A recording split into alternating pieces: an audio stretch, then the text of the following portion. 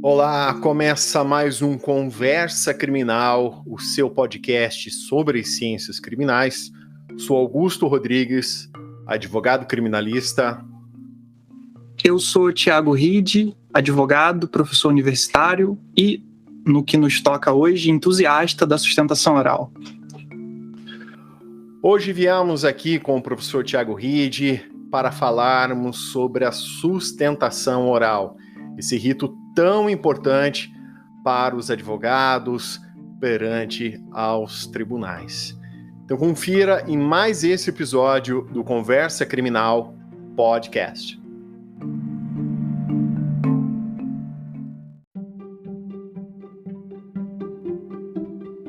Professor Thiago, sobre a importância da sustentação oral, né? Até comentei há pouco que ele é um ato muito importante na advocacia e que muitas vezes pode fazer diferença num provimento de um recurso interposto num tribunal.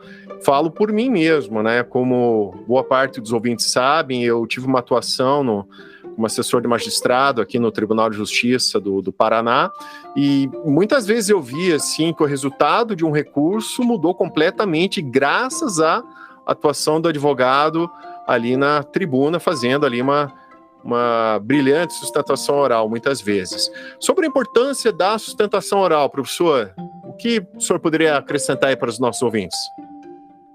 Augusto, muito obrigado pelo convite, é um prazer estar aqui, me sinto lisonjeado por isso. Sobre a importância da sustentação oral, nós ouvimos muito falar sobre teoria dos jogos.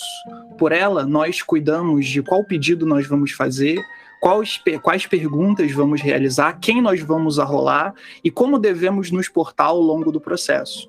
Mas pouco se fala de teoria dos jogos voltada para a sustentação oral. Eu vou explicar o que eu quero dizer com isso.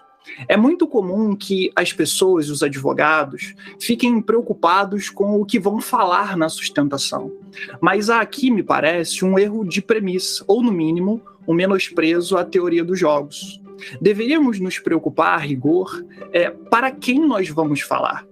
Existe um exemplo, e eu gosto muito de história, então eu costumo, e conforme eu vou refletindo, lembrando de casos históricos, há um exemplo disso que é de Mitrídates VI. Eu li sobre essa história no livro de Etienne de La Boétie, o Discurso sobre a Servidão Voluntária.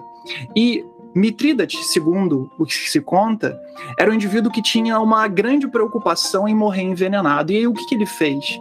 Ele passou a, durante muitos dias de sua vida, tomar doses não letais de veneno cada vez maiores, com o objetivo de, no longo prazo, acabar ficando imune a uma dose que fosse mortal a ele. E aí o que aconteceu?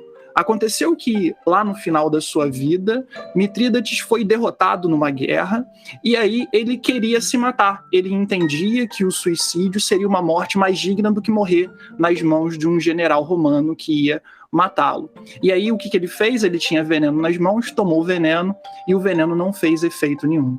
E o que isso quer dizer aqui para o nosso contexto de sustentação? Quer dizer que não adianta ter um plano perfeito que desconsidera o outro. Quem se concentra demais em si, no que deve falar, acaba se esquecendo que nós não falamos como extensão da vaidade. A sustentação não é feita para postar no Instagram ou no YouTube. Nós falamos para alguém. Alguém que nós não somos dele professor. E depois a gente pode até aprofundar em um grande erro que existe, que é um tom professoral na sustentação. Alguém que nós falamos que tem as suas convicções. Alguém que provavelmente já julgou a sua tese inúmeras vezes e que, por dissonância cognitiva, também podemos aprofundar disso, não dará ouvidos a você ou você não conseguirá capturar a sua atenção se você não falar aqui, metaforicamente falando, se você não falar a sua língua. Alguém que precisa, no ato da sustentação, ser capturado. Por isso, eu costumo dizer, e aqui destacando a importância dela, que na sustentação, o ponto mais importante é perceber que ela é muito menos sobre falar e muito mais sobre saber ser ouvido. E que quando a gente entende isso, a gente modifica completamente a nossa forma de pensar e a nossa forma de falar, a forma de organizar o discurso para que a gente consiga efetivamente ser ouvido pelo nosso julgador.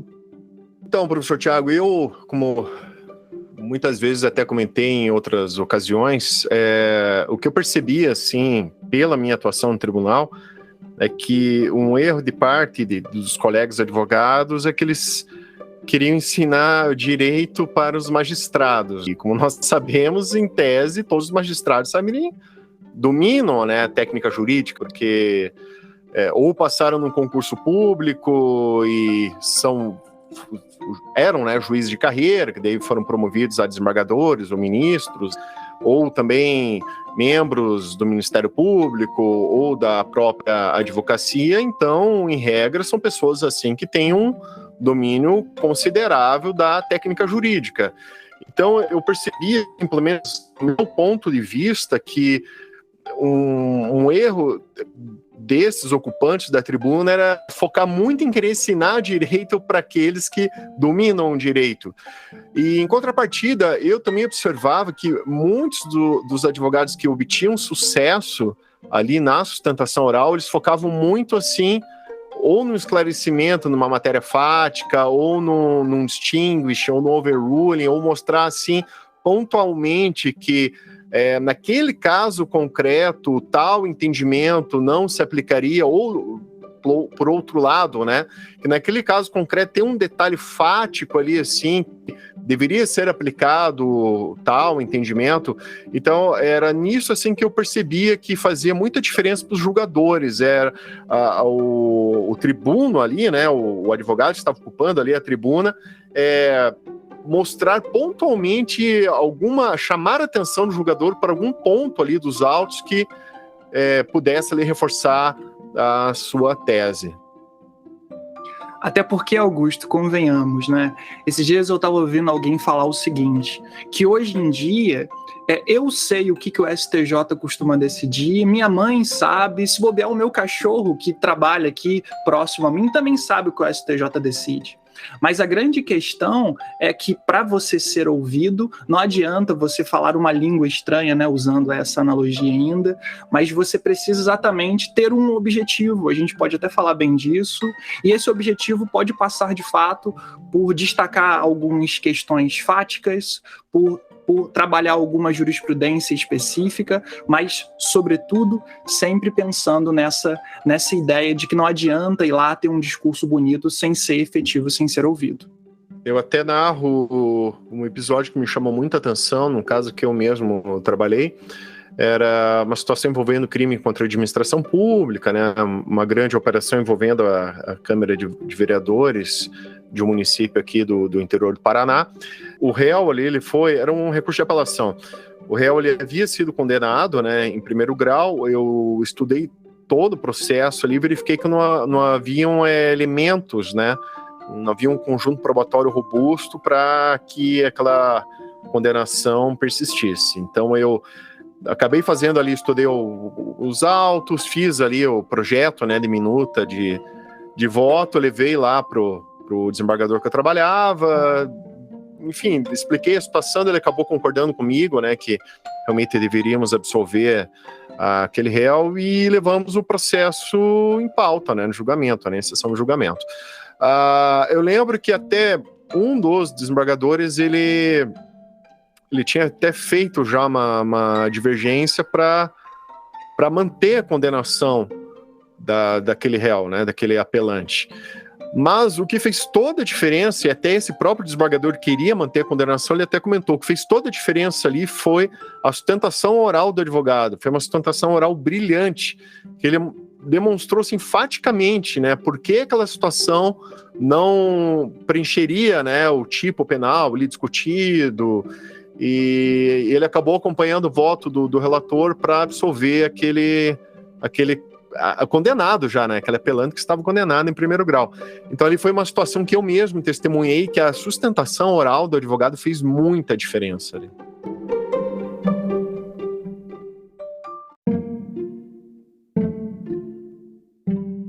E, professor Tiago, a respeito do cabimento da sustentação oral, não é em qualquer ocasião, qualquer recurso que caberia a sustentação oral, né? Até numa outra ocasião, estava conversando com um colega advogado, foi convidado aqui do nosso podcast, ele até mesmo acabou reforçando a importância dos advogados sempre conhecerem, né?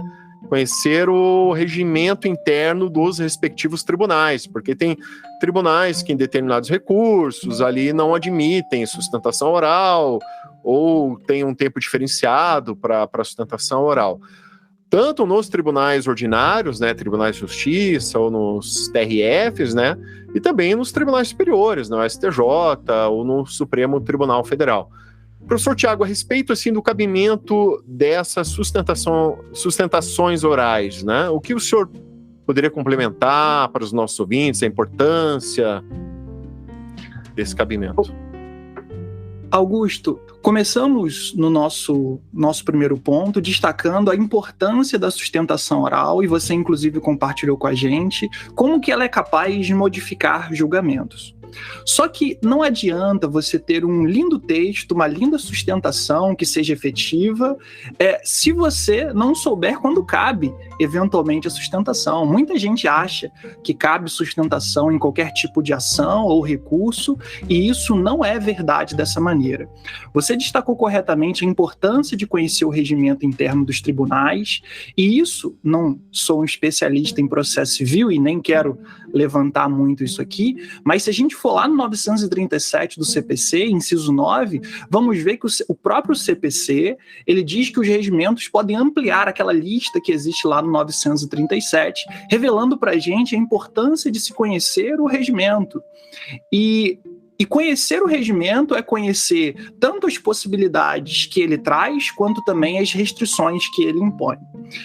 Mas vamos aprofundar nessa questão do cabimento, e eu acho que para a advocacia houve, no final do ano passado, uma legislação que ampliou ou tentou ampliar, vamos analisar isso juntos, a questão do cabimento, que foi a Lei 14.365 de 2022, que inseriu um parágrafo 2º-B lá no Estatuto da OAB. E a intenção do legislador foi claramente ampliar a possibilidade de sustentação oral. Eu não vou ficar aqui lendo em detalhes, mas, em síntese, esse dispositivo introduzido diz mais ou menos o seguinte: poderá o advogado realizar a sustentação no recurso interposto contra a decisão monocrática do relator que julgar o mérito ou não conhecer dos seguintes recursos ou ações, 2 pontos. Então, o que acontecia antigamente? A inovação ela vem fruto de um problema. E qual era o problema que existia?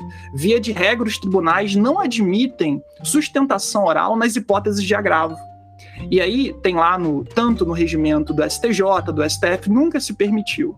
Então, quando eventualmente algum relator apreciava monocraticamente, e essa apreciação monocrática desafiava o agravo, o advogado ficava tolhido da sustentação oral por força do regimento, nesse caso específico do STJ e do STF a que eu me refiro. Só que essa disposição que foi introduzida lá no Estatuto da OAB, que claramente tenta ampliar essa possibilidade, tanto que diz, mesmo quando o relator não conhecer dos recursos e ações que ele traz, levou muita gente a equivocadamente entender que caberia sustentação em qualquer tipo de ação ou em qualquer tipo de situação. E aí, qual foi a surpresa quando o STJ, ainda no ano passado, no informativo 752, fruto de um julgamento da 5ª turma dele, disse textualmente o seguinte no informativo: não cabe sustentação oral no julgamento de agravo regimental, no agravo em recurso especial, mesmo após a inovação lá do Estatuto da OAB da Lei 14.365. E até alguns amigos, conversando comigo, a hora que saiu esse informativo, pensaram assim: olha, mas eu não entendi exatamente nada agora, porque nessa modificação que foi feita, diz claramente que é possível sustentar oralmente nos casos de recurso especial. E como assim esse informativo vai dizer que não é possível isso nos casos, segundo a que se diz, de agravo no agravo em recurso especial? Bom, E essa legislação a que eu me referi, ela trouxe algumas consequências, uma no próprio regimento interno da STJ, que eu não vou me deter aqui agora, mas ela trouxe uma certa interpretação defensiva do tribunal e uma interpretação que é literal. O que o STJ falou nesse caso, e aqui eu estou tocando específico no caso do recurso especial e dele, entendendo que ali há uma tendência para outras situações. O STJ disse o seguinte nesse caso: olha, o Estatuto da OAB hoje, de fato, prevê que cabe sustentação oral, mesmo se alguém tiver que interpor um agravo por força de um não conhecimento do recurso especial. Só que o STJ falou assim, só que nós temos que separar situações. Uma coisa é, por exemplo, o agravo regimental que você interpõe no recurso especial. Outra coisa diversa são os desdobramentos do agravo em recurso especial. O STJ, então, acerca desse dispositivo, fez a seguinte separação: aquilo que seria um desdobramento do recurso especial e aquilo que seria um desdobramento do agravo em recurso especial. E se a gente for olhar o texto do informativo, ele diz que não cabe sustentação nos casos do agravo regimental no agravo em recurso especial. O que o STJ disse? Que, primeiro, pautado na tipicidade dos recursos, disse o seguinte: olha, existe uma diferença entre o recurso especial e o seu agravo, e de fato existe. O CPC, quando traz a lista dos recursos, 900 e tanto, lista em incisos separados o agravo e o agravo no recurso especial, o recurso especial e o agravo no recurso especial. E o próprio, diz o ministro, o próprio regimento do STJ faz uma separação entre o que é recurso especial e o que é agravo. E a gente sabe, inclusive, que há súmulas específicas para tratar do caso do agravo, como, por exemplo, a 182. Então, o que ele falou? Bom, se a gente for observar essa redação lá do Estatuto da OAB nova, nós vamos ver que ali lista que cabe sustentação oral nos casos envolvendo recurso especial. Mas ele deixa de listar o agravo em recurso especial. E aí o STJ aponta o dedo e diz, olha, nos casos de agravo em recurso especial, por força dessa tipicidade dos recursos distintos, não é cabível a sustentação oral, ou seja, esse texto não se aplica. É por isso que no texto do informativo diz que não cabe mesmo após a introdução lá no Estatuto da OAB. Mas, em contrapartida, é possível, no caso do agravo, ter a sustentação oral se o recurso especial subir direto sem a necessidade do agravo em recurso especial. Talvez tenha ficado, não sei se ficou um pouco confuso, é muito agravo, né? Mas, em síntese, os desdobramentos do recurso especial seriam possíveis. É possível fazer a sustentação, mas o agravo no recurso especial, os desdobramentos dele, não é possível fazer mesmo após essa introdução legislativa.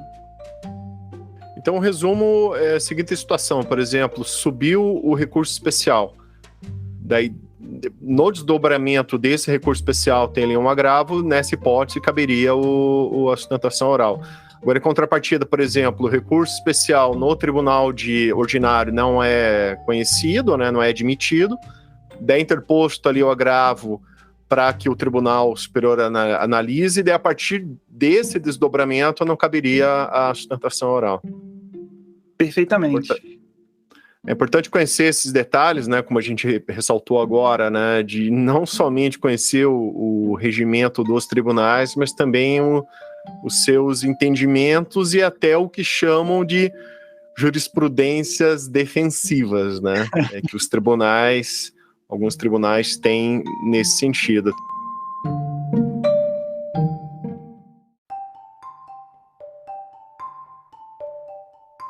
E, professor Tiago, qual estratégia para a sustentação o advogado ele tem que traçar?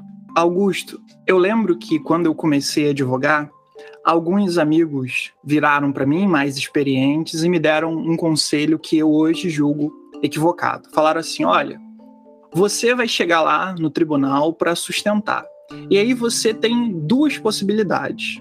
Se alguém te der a palavra para você falar, isso quer dizer que você já perdeu.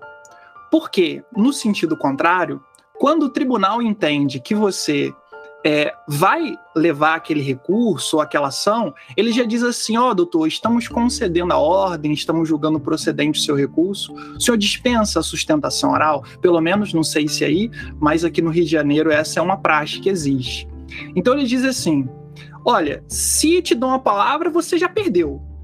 Se não te dão a palavra, porque você já ganhou. Então para que você vai fazer a sustentação? Só que me parece que isso não pode ser encarado de maneira tão superficial desse jeito. Eu lembro, falando sobre as estratégias que a gente tem mesmo diante desse cenário, vou fazer uso aqui de um conto infantil. Tem uma parte da Alice no País das Maravilhas, em que ela se encontra com um gato, e ela pergunta para o gato, mais ou menos, aonde que ia dar aquele caminho. E o gato pergunta assim para ela: para onde você está querendo ir? E ela diz: olha, não sei. E aí ele dá aquela frase que todo mundo conhece, que é o seguinte: para quem não sabe onde vai, qualquer caminho serve. De fato, para quem chega no tribunal e não tem clareza de qual é o seu objetivo, qual é a sua estratégia, para onde vai, aonde vai aquele caminho que está seguindo, a sustentação não serve para nada.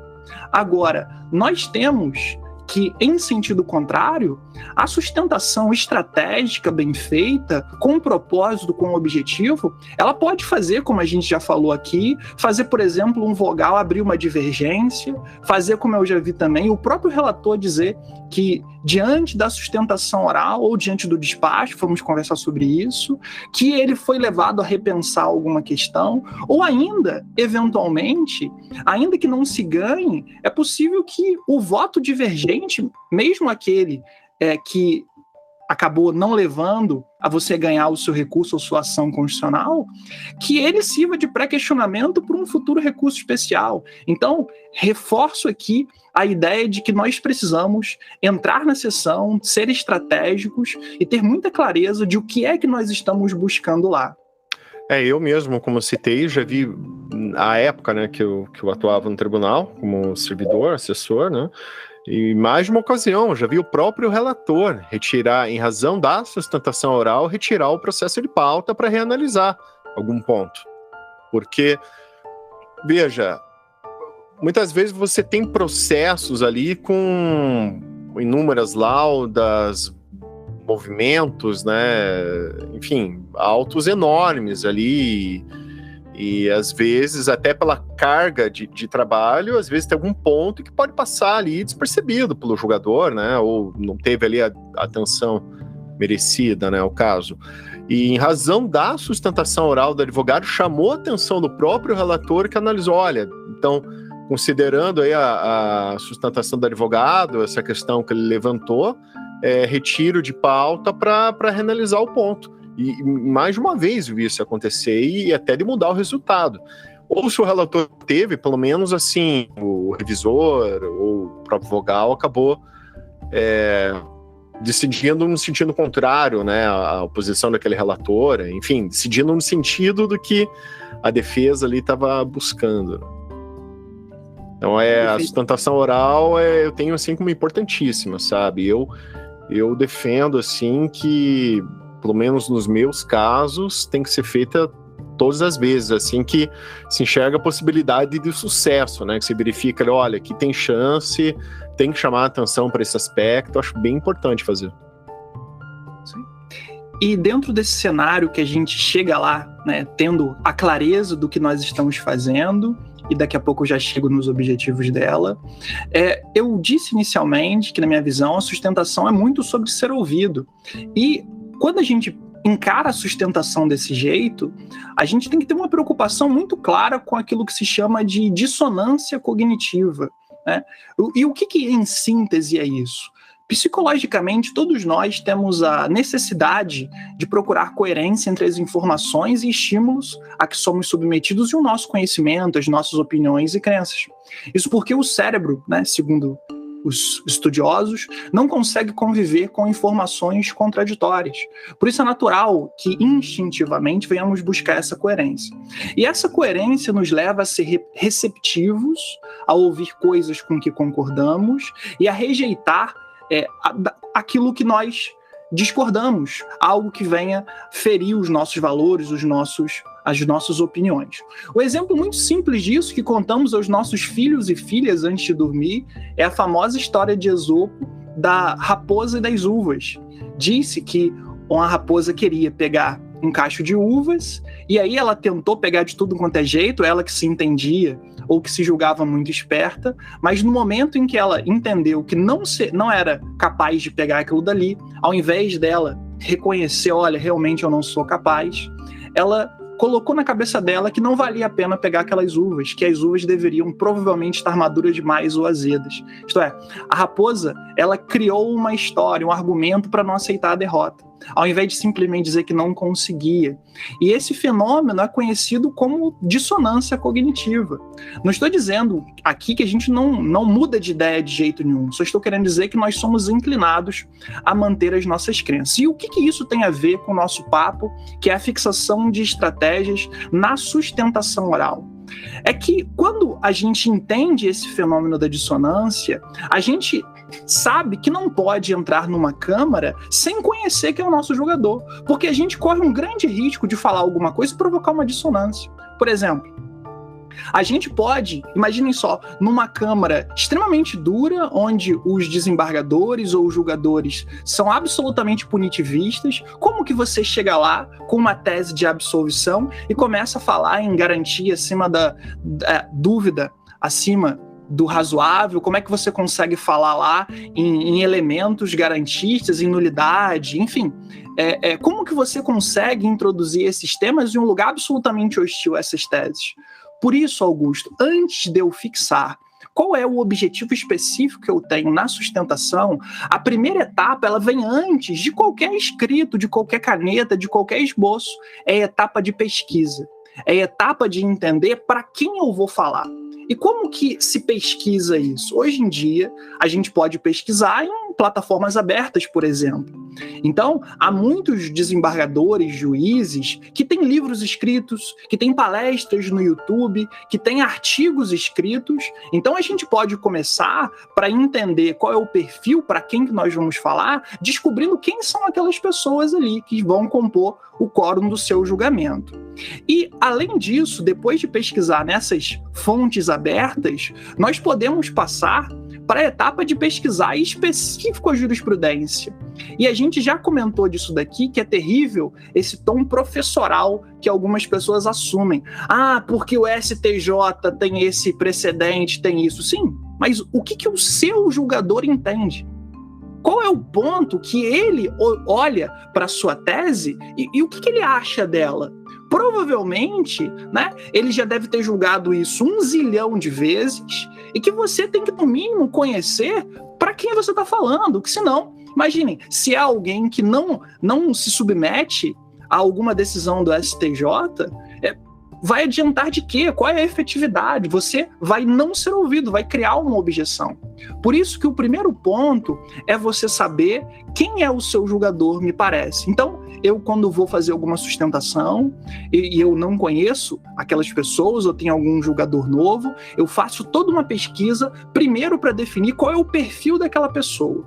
Depois que eu definir o perfil, aí sim eu passo para a etapa de estudar e de imaginar como que eu vou fazer a abordagem daquele tema. E aqui há, me parece, uma ferramenta que nem todo mundo tem essa clareza, que é o seguinte: as teses podem ser abordadas de inúmeras maneiras diferentes. A mesma tese pode ser abordada de várias formas distintas. Há, inclusive, uma citação de Sun Tzu na Arte da Guerra, que ele diz até assim, não repita as táticas que o fizeram vencer, desde que seus métodos sejam regulados pela infinita variedade das circunstâncias. Não há mais do que 5 notas musicais, mas mesmo assim a combinação delas faz surgir melodias mais lindas do que qualquer ouvido poderá ouvir. E o que eu quero dizer na prática com isso daqui? Eu vou ilustrar para você um caso que eu fiz e, repito, né, não estou falando isso como uma extensão de vaidade, mas para ilustrar isso que eu quero dizer com as teses podem ser abordadas de forma distinta.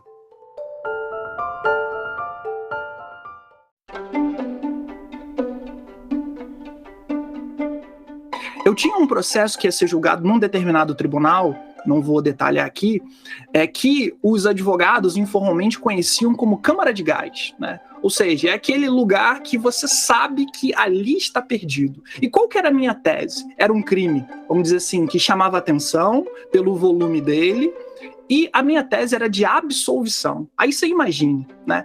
Qual era o meu desafio? Dentro daquele lugar hostil a uma tese absolutória, o réu já tinha sido condenado em primeiro grau, e estava lá no recurso de apelação, e eu fui contratado para piorar ainda, né? Porque a vida às vezes coloca esse desafio pra gente. Eu fui contratado para fazer a sustentação oral. Então, tinha um grande desafio. E após pensar e refletir, eu fiz o seguinte, Augusto. Eu estudei o procedimento, o processo, e eu percebi o seguinte, que se o desembargador, haviam, 5 testemunhas, 6 testemunhas, e que a maioria era policial, que o desembargador tinha, aqui no Rio de Janeiro tem até uma súmula 70, dizendo que você pode condenar só com base na palavra policial. E o desembargador entendia isso assim, sem aquela sombra de dúvida, sabe? Sem aquele pessimismo necessário de pensar assim, e se não for bem assim? Ele era assim, ele era reto. E eu falei assim, vou usar isso ao meu favor. E eu fiz a pesquisa, primeiro sempre, e eu descobri essa característica dele. E aí, o que eu fiz?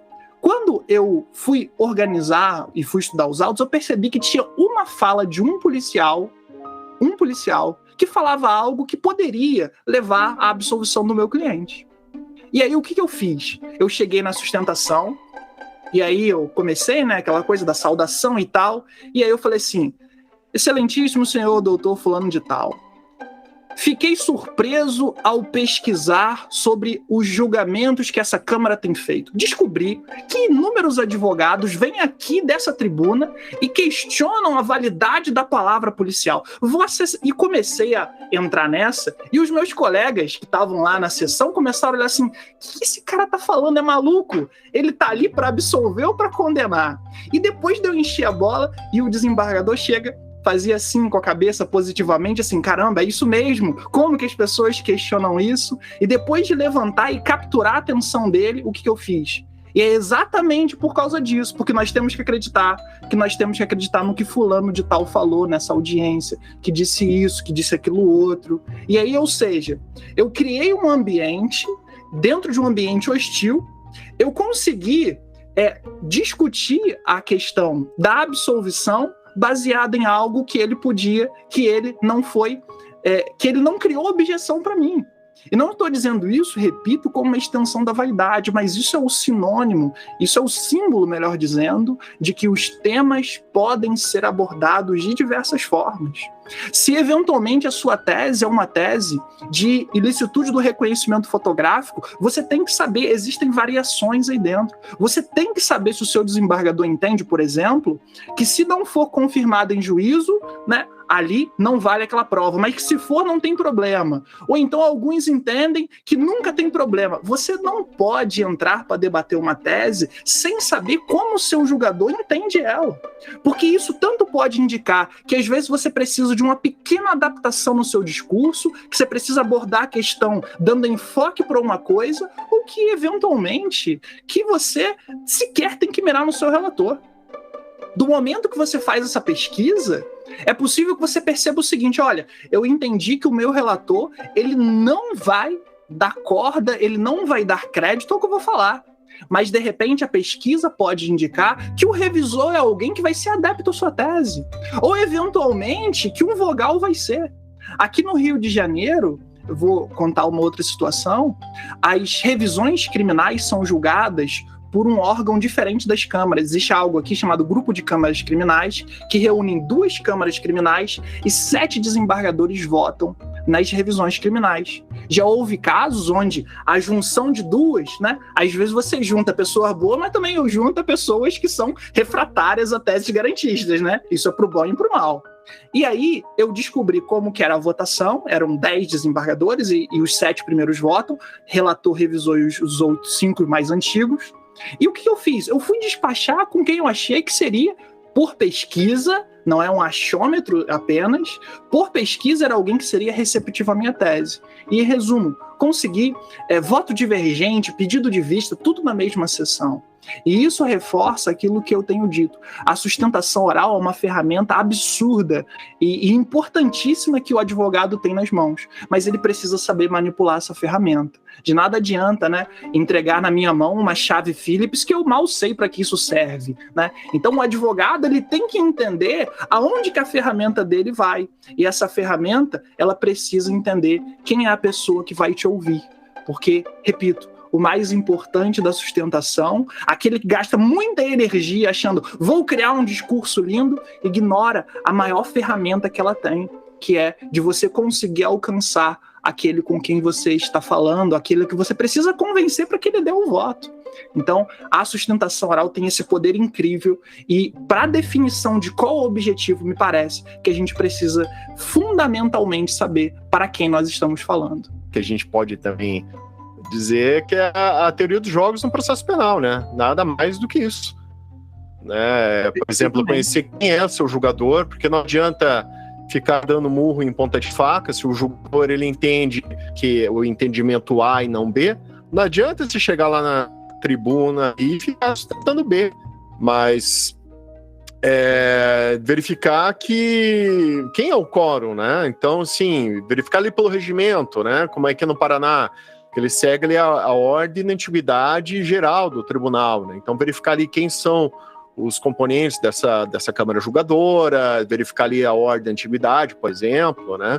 E quem vem ali na sequência e estudar qual que é o entendimento ali de cada um e a partir disso já montar a sua estratégia. Então voltando que a gente já vem dizendo desde o início do episódio, conhecer o regimento interno do tribunal que o colega advogado está atuando. É sempre importante destacar o seguinte: quando eu falo sobre sustentação, quando a gente fala sobre teoria dos jogos, né, nada mais do que isso, como você disse, voltada à sustentação, é importante destacar que nós não estamos aqui de maneira nenhuma sustentando que há uma ciência exata. Ao contrário, né? Eu sou absolutamente refratário dessas pessoas que têm uma solução simplificada e fácil demais para problemas extremamente complexos. Geralmente aí mora algum sofisma, mora algum problema aí. Então é o seguinte: a sustentação oral estratégica, essa sabendo quem é a pessoa com quem você vai falar, essa com os argumentos pontuais e corretos, destacando eventualmente, fazendo algum distinguish, como você destacou anteriormente, ela não vai garantir, claro, que você tenha sucesso na sua sustentação. Ela não vai garantir que você vai vencer todas as vezes, mas ela vai garantir que você entre em condições de vencer. Porque a pior coisa que existe é a pessoa entrar, é aquela coisa da pessoa que não sabe para onde o vento está soprando, né?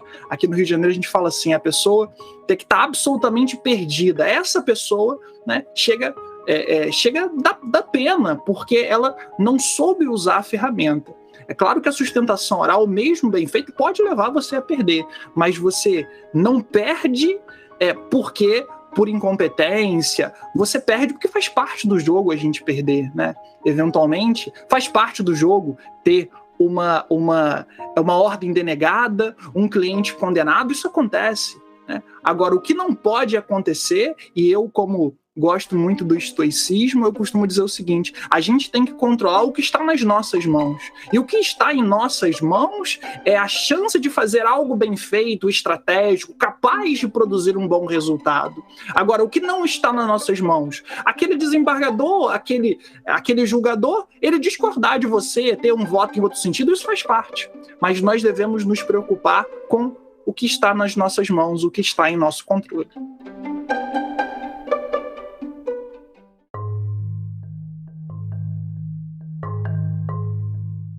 E professor Tiago, correndo o risco aqui de ficar me repetindo, né?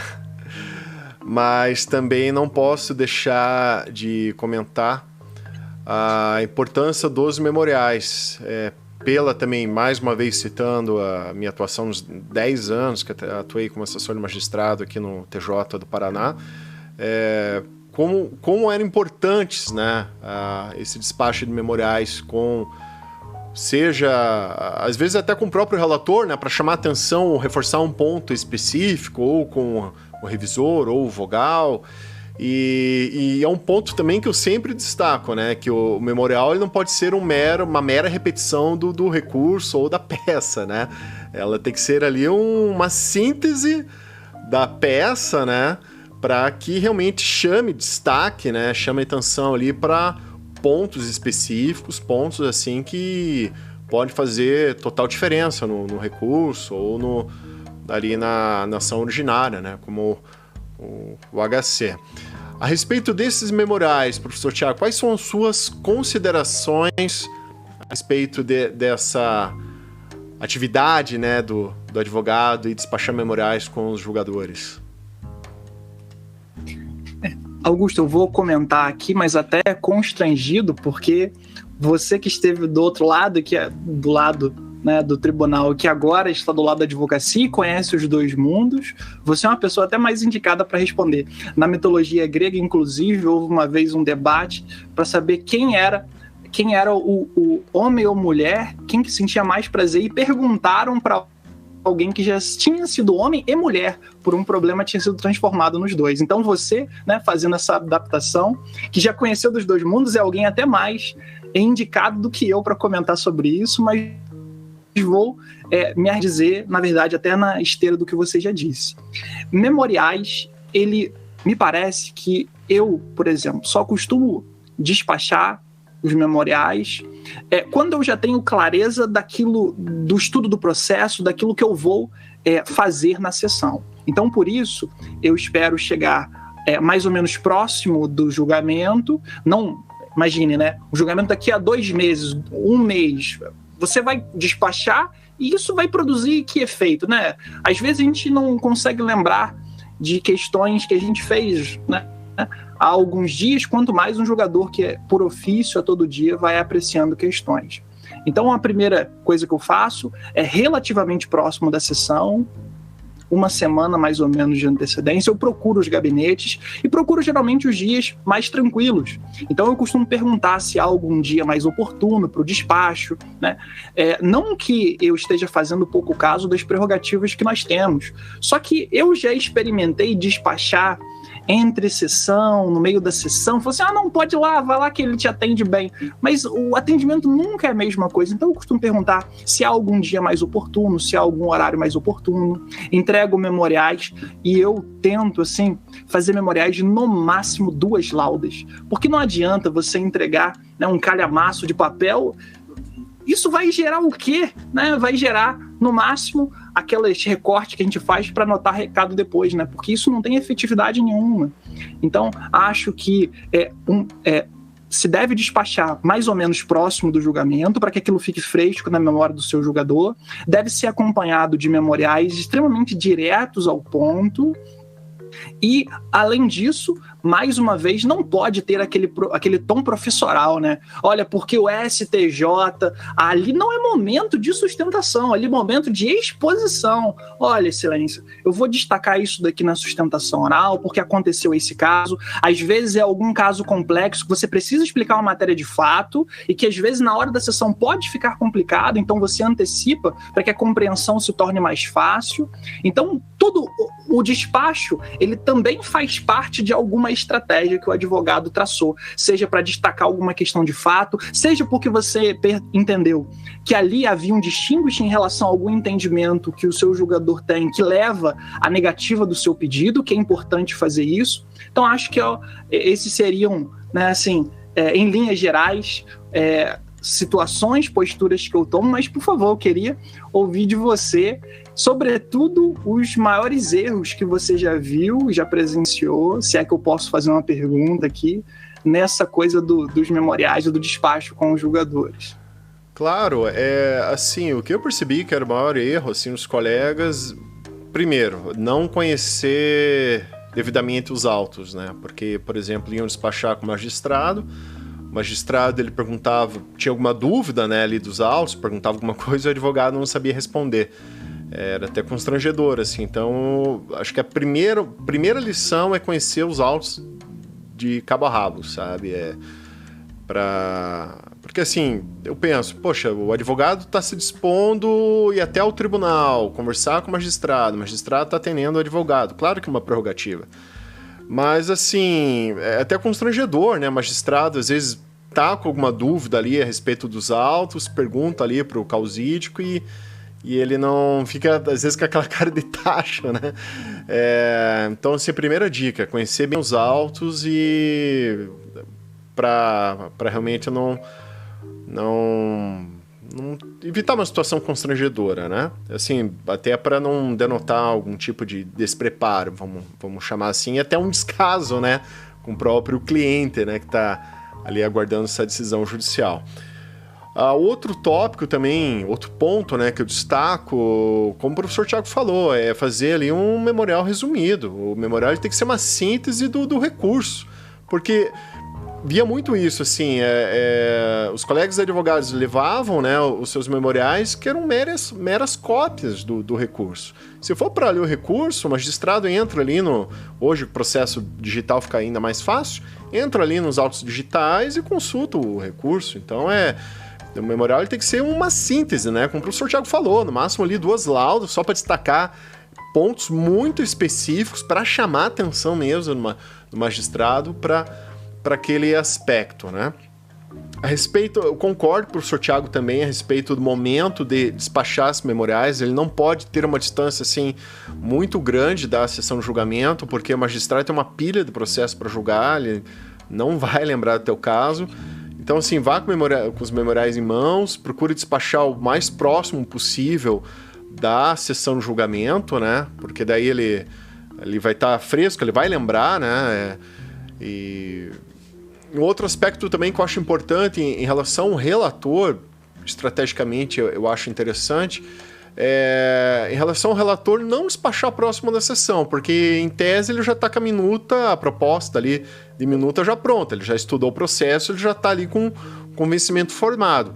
Particularmente em relação ao relator, eu acho interessante despachar os memoriais assim que os autos voltam da Procuradoria de Justiça, né, do Ministério Público, né, que normalmente vem ali para o relator já despacha, né, abre vistas ali pro Ministério Público e acho que assim, quando volto com esse parecer do Ministério Público, acho que daí é um momento interessante de ir até o gabinete do relator para despachar, porque daí ele ainda não formou um juízo, né, sobre aquele caso, né, ele vai pegar ali o parecer da Procuradoria, ele vai analisar os autos, então acho que esse momento é interessante para despachar, para você também, para que ele ali já não tenha só, vamos colocar assim, o posicionamento da Procuradoria e já siga por aquele caminho, né? Então, para você também reforçar, olha, relator, a defesa entende de tal forma, né? Então é importante também o senhor analisar por esse aspecto, né? Então acho isso bem importante em relação ao relator. Mas em relação aos demais julgadores, estou com o professor Tiago, acho que tem que, assim, despachar o mais próximo possível da sessão de julgamento porque normalmente, assim, a gente sabe o volume de processo que tem no judiciário, né? Os magistrados, até por uma questão de otimizar o trabalho, eles costumam ali já estudar a minuta da decisão, né? Dos votos, dos colegas, né? Para ir já com meio caminho andado para a sessão, né? Não estou dizendo assim que eles já vão lá com a cabeça feita, a gente vai julgar assim, mas já vão meio estudado assim para ter uma dinâmica, né, mais efetiva na sessão de julgamento. Então, acho que, como o professor falou, se puder despachar esses memoriais antes, porque daí de repente ali o próprio revisor ou o vogal, ele, a partir desse despacho de memorial, ele já pode ali fazer uma divergência, por exemplo, e ir já para a sessão com uma divergência, né? Então, estou com o professor Tiago nesse sentido. Verdade. Eu fiquei até lembrando de uma coisa, Augusto. A gente está aqui, né, de orientações, né, baseados na sua experiência, de o que fazer, como despachar, e também há casos que, segundo me parece, é caso de não despachar. Imagina só eu virando por algum julgador que é absolutamente avesso a alguma tese que eu estou levantando. Olha, tal dia vai ter uma sessão de julgamento que a minha tese... Pelo amor de Deus, né? Aí você está pedindo para perder. Por isso, a importância, de fato, reforçando o que a gente já disse, de que precisa haver uma estratégia dentro do despacho. Nada a gente pode fazer por fazer, né? Não existe uma forma estática e única, né? Uma solução mágica, 5 passos para o sucesso no tribunal. Não existe isso. Então a gente tem que ter esse timing também. Às vezes, vem com um parecer positivo do MP e você está num lugar absolutamente difícil. Uma vez aconteceu comigo. E eu fiquei naquela, vou ou não vou, e eu deixei para a sessão virtual, não sustentei, não despachei e acabei ganhando. Então, assim, a gente também tem que ter esse timing de saber quando não fazer o despacho. Exatamente, né? Como mencionamos há pouco, né? Nada mais do que a teoria dos jogos aplicada ao processo penal, né? Tudo, qualquer ato ali, seja despachar memorial, fazer uma sustentação, ela tem que ter um porquê, tem que ter um objetivo a ser alcançado, né? E tudo isso tem que ser pensado. E realmente, em certas ocasiões, se omitir e não fazer ali, porque o jogador, ele entende, a gente sabe que ele não vai entender dessa forma, então é melhor focar nos outros que aí tem uma chance de sucesso, ou verificar, olha, ele entende dessa forma, mas nesse caso específico tem ali um distinguish, então vale a pena aí destacar esse ponto para que aquele entendimento dele não seja aplicado.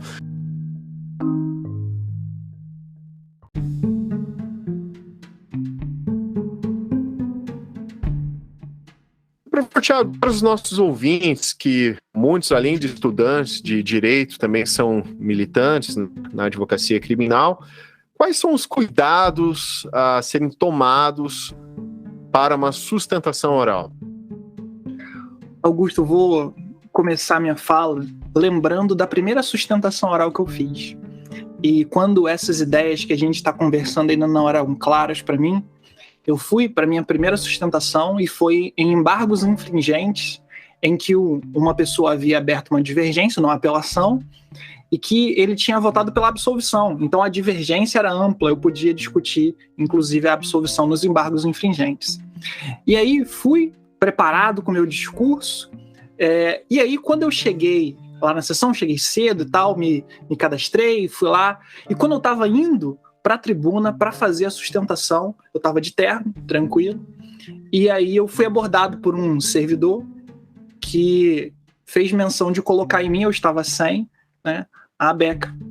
E aí eu fiquei naquela hora meio tipo assim, caramba, eu preciso disso, né, para fazer a minha sustentação, e aquilo me deu uma desconcertada, e aí eu, como estava até de blazer, aquilo dali era quente naquela sessão que estava, então aquilo me desconcentrou mais ainda por isso, né? Para que os nossos ouvintes não venham incorrer nesse mesmo problema que o Tiago lá do início incorreu, eu acho fundamental você conhecer as formalidades do tribunal. Repetindo aquilo que até eu já disse. De nada adianta ter um discurso lindo, perfeito, estratégico, se você não souber quando cabe sustentação ou o que precisa fazer para ter a sustentação. Então, assim, conhecer as formalidades, a roupa que o regimento indica que é preciso ter. Então, os cuidados de fala. Esse é um outro pecado muito grande que eu vejo de vez em quando e que é lamentável você ver algumas pessoas, né, às vezes esperando o seu momento da sessão, algumas pessoas se referindo aos desembargadores de maneira desrespeitosa, ou sem, ainda que não seja desrespeitoso, sem a formalidade que é necessária. Nós vivemos, gostemos ou não, eu sou uma pessoa que não gosta muito de desaterno, só uso nas audiências, mas isso faz parte das formalidades. É menos sobre a gente, mais no lugar onde a gente está inserido. Então, acho que esse é um primeiro cuidado muito importante, conhecer as formalidades de roupa, de tratamento, né? Eu não me refiro a ninguém a não ser como Vossa Excelência me dirigindo a todos no tribunal. Porque eu acho que você dirigir isso de outra maneira gera objeções.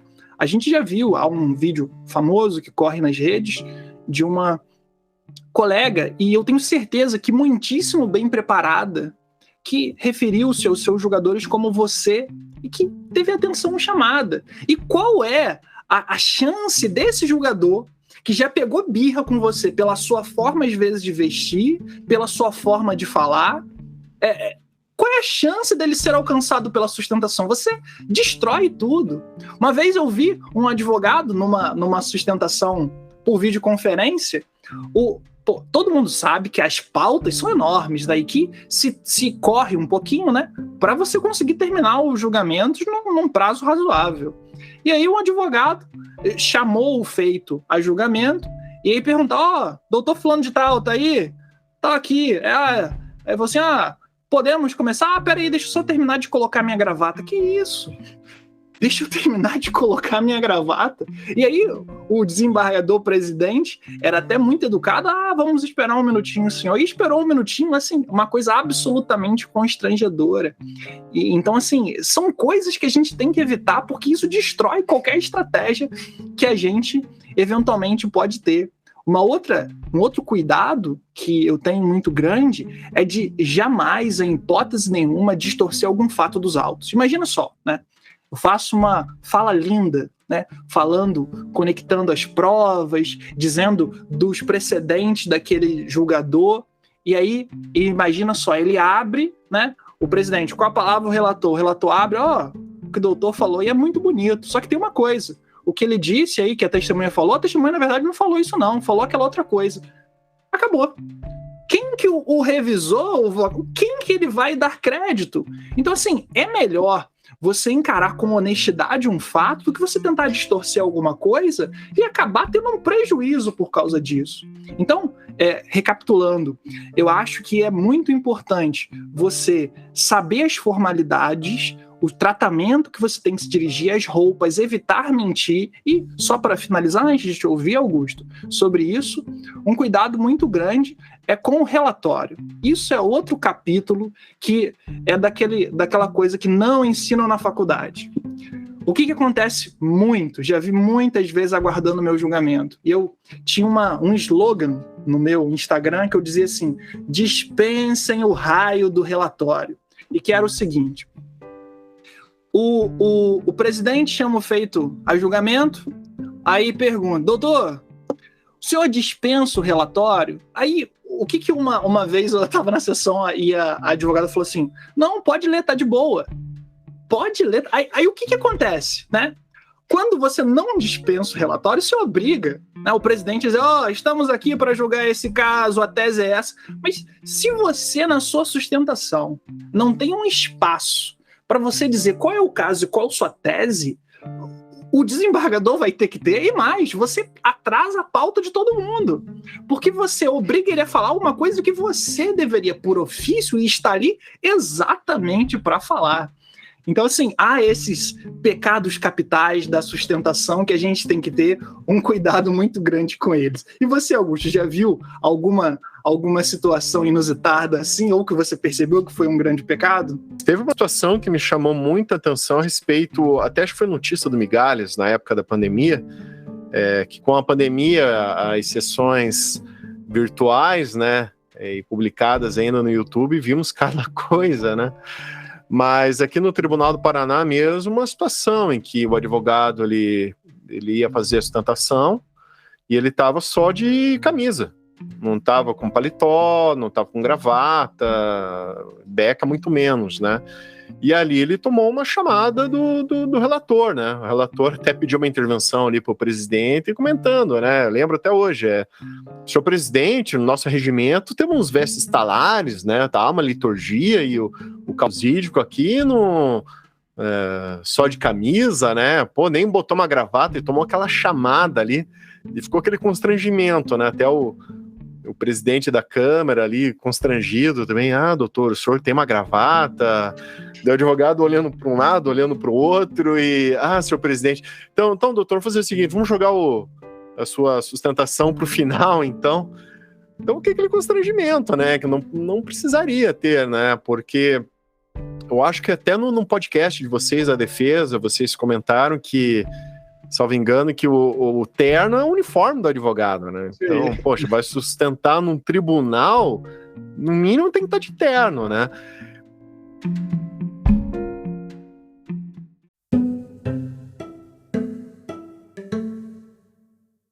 O conselho que eu dou, assim, para quem é inexperiente, né, nunca teve contato com uma sustentação oral, nunca sustentou, olha, se tiver ali uma folguinha na agenda, vá até o tribunal, assista algumas sustentações ali, veja, principalmente procure identificar os advogados mais experientes ali, como é que eles atuam, procure aprender, tá ali com uma tarde tranquila, assim, eu sei que para o advogado é sempre uma correria, mas tentar ali, de vez em quando, separar uma tarde para ir até o tribunal, assistir algumas sustentações para aprender, né, ver como os advogados mais experientes se portam.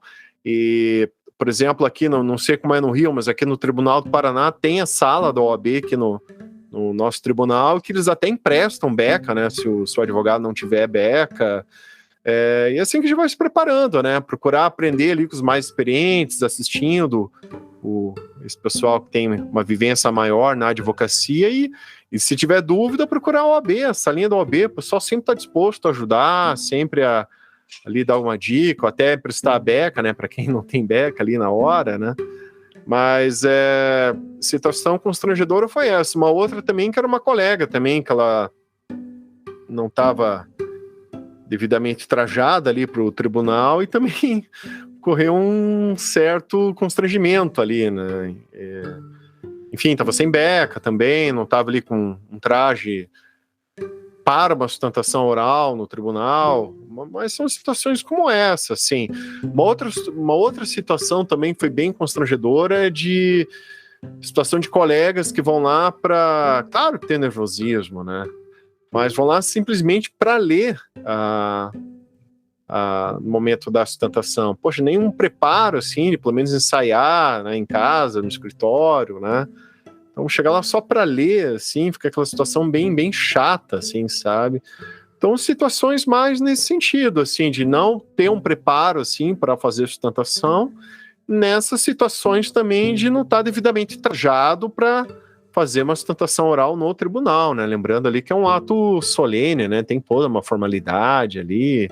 Afinal de contas, os julgadores também estão ali com suas togas, né? É uma solenidade, né? É um ato importante, né? Então, essa dica que eu dou: se é inexperiente, procura assistir algumas sessões ali, com certeza vai aprender muito com os advogados mais experientes, né?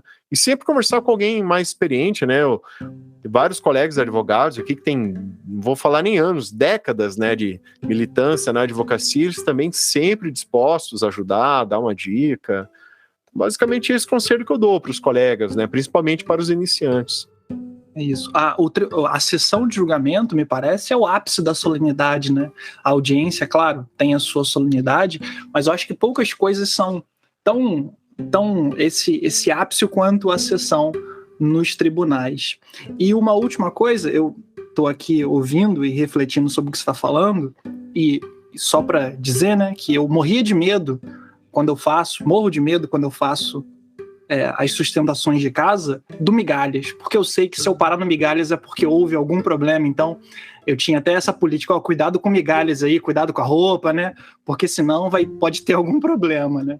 E acho que isso que você falou de ler, ela reflete, tem uma coisa por trás que é o seguinte: o advogado, da mesma forma que para o cliente ele trabalha e tem os seus clientes por credibilidade, talvez, por mais que se tenha desenvolvido aí o Google Ads e essas ferramentas digitais, o boca a boca é extremamente efetivo ainda na advocacia.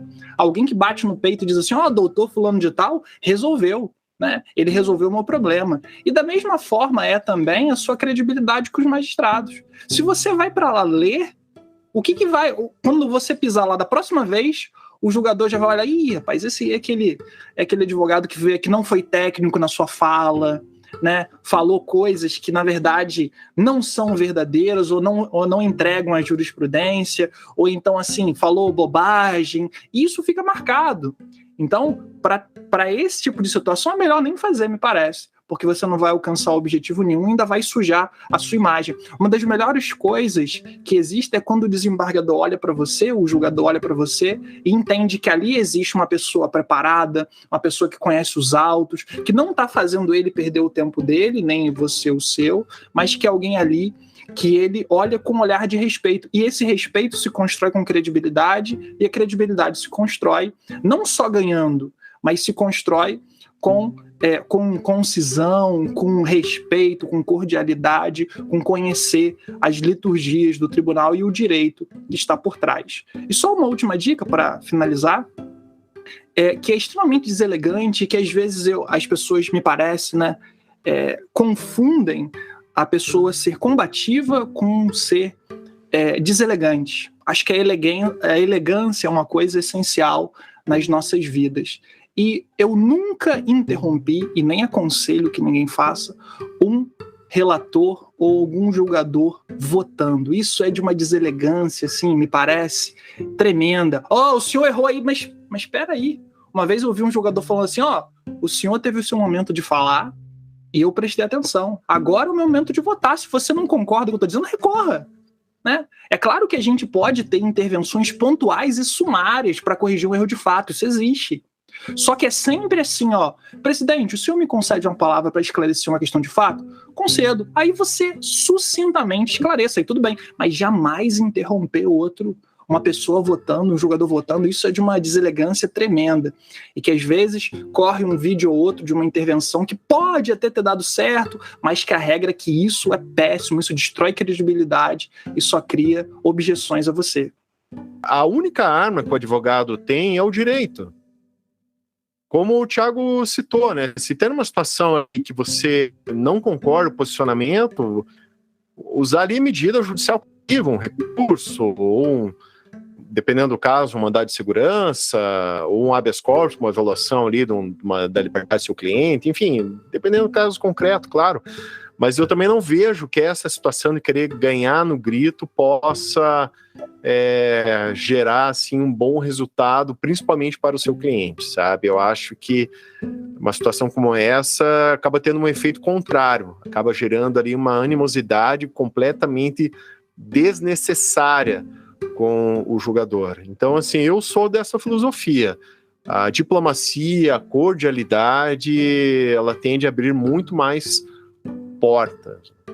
E realmente, como o professor Thiago falou também, não podemos confundir combatividade com deselegância, falta de educação, de mais uma vez, né, como você tem de querer ganhar no grito, não é isso. A combatividade está ali, de você lutar pelo direito, atuar dentro ali do que dispõe o ordenamento jurídico e usar ali as medidas judiciais cabíveis, não se omitir numa situação que você deveria agir. Eu penso que a combatividade ela está muito mais nesse sentido, né? Agir quando tem que agir e amparado pelo ordenamento jurídico.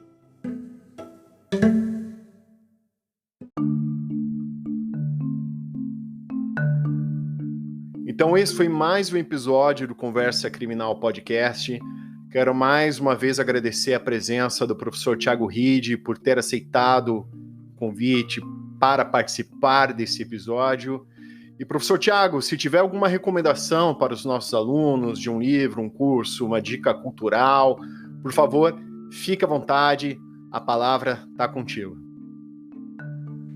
Muito obrigado, quero reforçar que eu me senti lisonjeado com o convite, que é um prazer estar me dirigindo tanto ao Augusto quanto aos seus ouvintes, e queria aqui dar só alguns avisos finais, né? Primeiro é que eu também tenho um podcast chamado A Defesa, em que a gente também aborda, como esse, temas ligados à advocacia criminal, e se interessar a alguém, fica aqui o convite para que ouça no Spotify e em outras plataformas.